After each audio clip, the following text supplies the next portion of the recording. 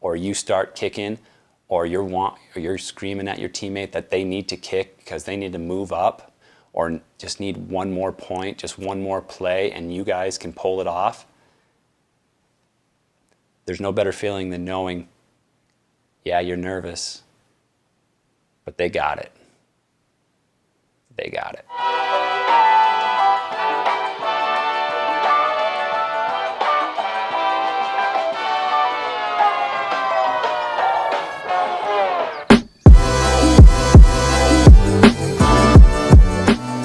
Welcome back, everybody. This is Running Wilde with Coach Wilde. We come to you from a new location. We're going to talk to you today about having and building a winning culture within your program. And you know, there's a big difference between having a victorious program and having a program that just has the culture of creating and manifesting winning seasons. Something that when I first started coaching, obviously I wanted to win. I like to think of myself as being pretty egotistical, pretty proud and prideful when it comes to my program and my team. And so I like to make sure that we're winners. And there's a lot of different ways that you can define what is a win and what's a victory. But to get kind of down into it, what I really want to talk to you is, like, as a coach and as your athletes, how can you really build a program that has success not only on the fields and in competitions, but also outside? Like, how can you make sure that you have kind of a good mindset for your life and how you're going to lead it? My first thing, and the thing that I always try to keep in mind every single year, is that, I'm not the leader. I'm just the coach. I'm there every year, but the thing that changes are the athletes. And as the athletes change, you need to realize that they're the ones that are actually really defining the team. So if you got a good leader in your crew, you're probably going to have a pretty good team, especially if they know how to get the kids going to practice, going to things as a team. That's what's really going to make your program meld a lot better. And especially if they buy into your program, they're going to get others to buy into it too, just because kids are going to lean on them because they naturally just go to them because they have that leadership vibe. The next thing is periodization, and ultimately what that is making sure that you're building up to that finale, to that big game, to that championship. Obviously, every year your team should be thinking about wanting to make it to the show, to the big game, to the big dance, and try to win it. But obviously you as the coach, you need to make sure that you guys are competing within your ability as you're going throughout. So hopefully you're performing a lot better at the end of the season than the beginning of the season. And that isn't just because you are getting better, it's also because you're preparing your kids and you're preparing yourself to be at the best and at your peak at the end of the season. With endurance running and other sports that include getting in shape with your cardio system, there's the peak week and the taper where you start cutting back, where you really go into that. So what I really gear towards is kind of like the phrase of talking to the kids is just like, all right, beginning of the season is more about quantity than quality. Then as the season goes on, we start telling the kids that it's more about the quality of your efforts. We want to have better, faster, more consistent times. You got to make sure that you as a coach, but also your athletes, recognize your own ability.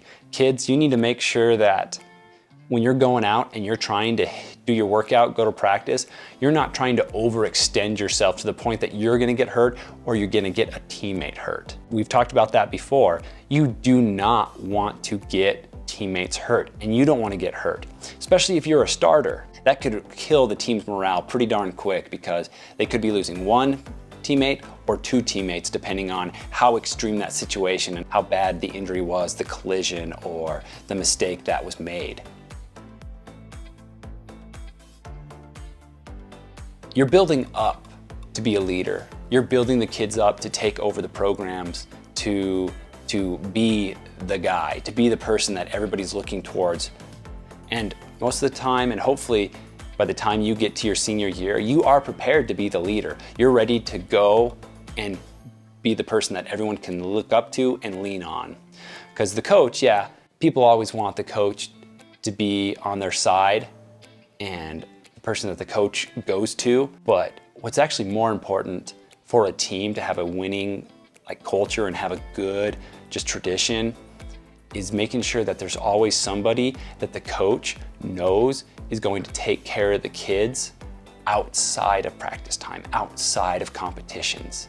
It makes a huge difference when you're on a team and there's someone you can look up to, that you can strive to be like, that you know is right there on the field with you doing exactly what you're trying to do.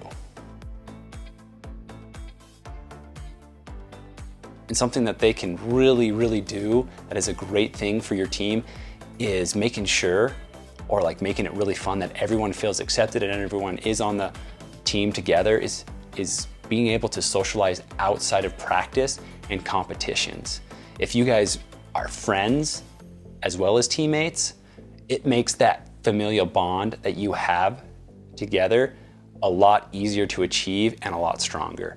When you truly are a family on a team, that's going to be the biggest thing that makes it easy to really meld together, is when you're hanging out with each other outside of school practice competitions, and it's easy to hang out. You're not forcing yourselves to be around each other.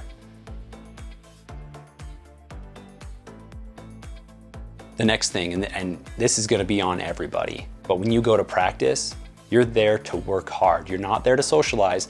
It's okay to take opportunities and socialize every now and then with each other, but practice is hard work time. That's when you're really laying the foundation for you to get better. Now, when you really get better, especially in endurance sports, is when you're recovering.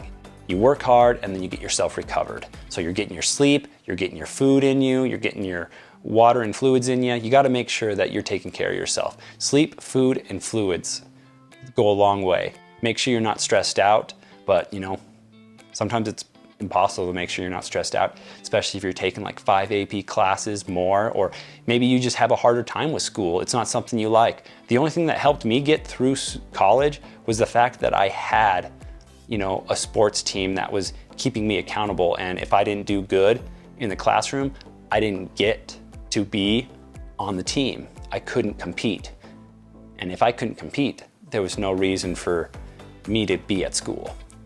But I knew, even though I didn't want to, and I really didn't want to admit it, school is important. It can get you through life. There's other pathways you can take, but you can't really compete on a real team for very long in your life. You got to take advantage when you have a team to be on.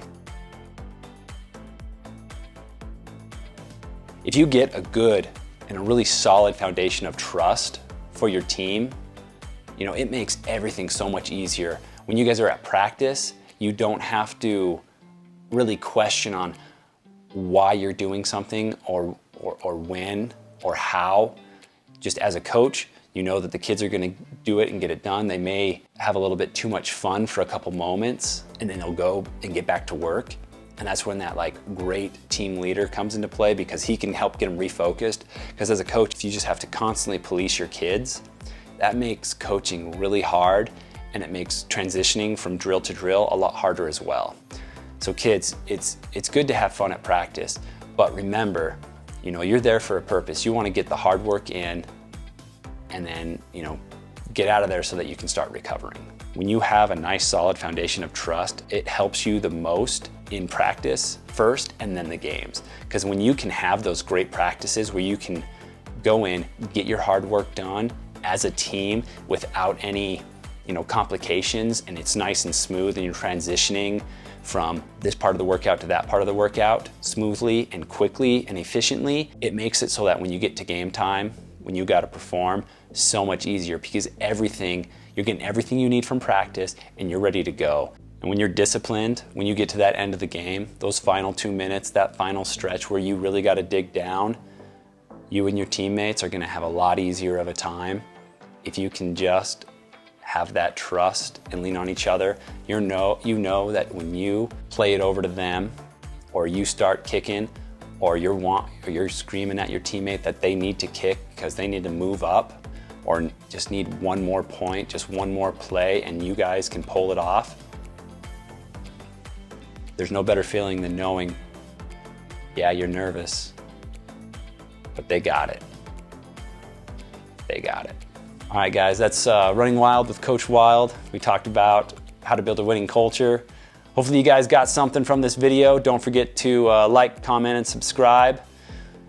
If you like what you're hearing, go ahead, let us know. If there's any topics that you want to hear about, make sure you leave a comment so we know what we can keep talking about. My cohort and I, we're having a pretty good time doing this. We get excited every time we share a video. I mean, it's fun, it's work, but it's still fun. We still get nervous, but we're excited to be here with you guys. Hopefully I see you out there running crazy. This is Coach Wilde. See you next week, guys.